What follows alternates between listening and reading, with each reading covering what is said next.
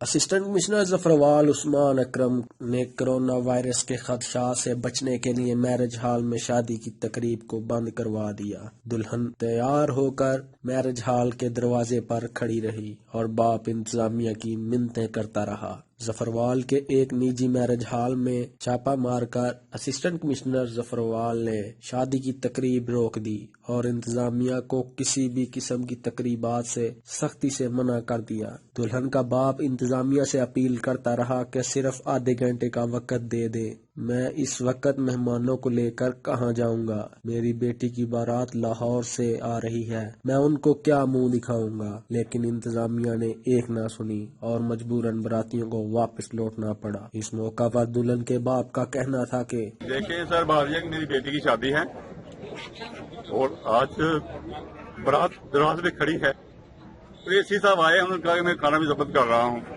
یہ ہمیں کیا پتا کہ آج ہمارا پہلے سے ڈسائیڈڈ پروگرام تھا، آج وہ کھانا بھی اٹھا رہے ہیں، ہمیں کہہ رہے ہیں ہال سے باہر نکلیں، جلدی نکل جائیں۔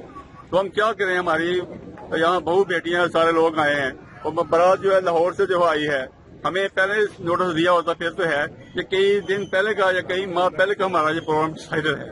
تو آج ہم کیا کریں؟ اپنے بہو بیٹیاں بچیاں کہاں لے کر جائیں؟ کتنی دیر پہلے بھائی جان، کتنی دیر پہلے آپ نے 4 مہینے پہلے کا یہ فنکشن ہمارا یہاں پہ، ان کی ڈیٹ فکس ہے، حال والوں سے آپ پوچھ سکتے ہیں۔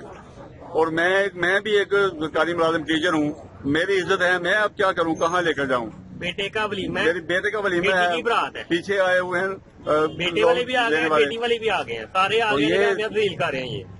یہ کیا طریقہ ہوا؟ کوئی نوٹس ہوتا ہے کوئی ایک دن کا، تو یہ سارا ہم کیسے اب مینٹین کر سکتے ہیں؟ اتنے لوگ ہم نے بلائے ہوئے ہیں، تو یہ کائنڈلی ہمیں آج کے دن تو اجازت دی ہوتی تاکہ ہم عزت کے ساتھ اپنی بیٹی کو رخصت کر لیتے۔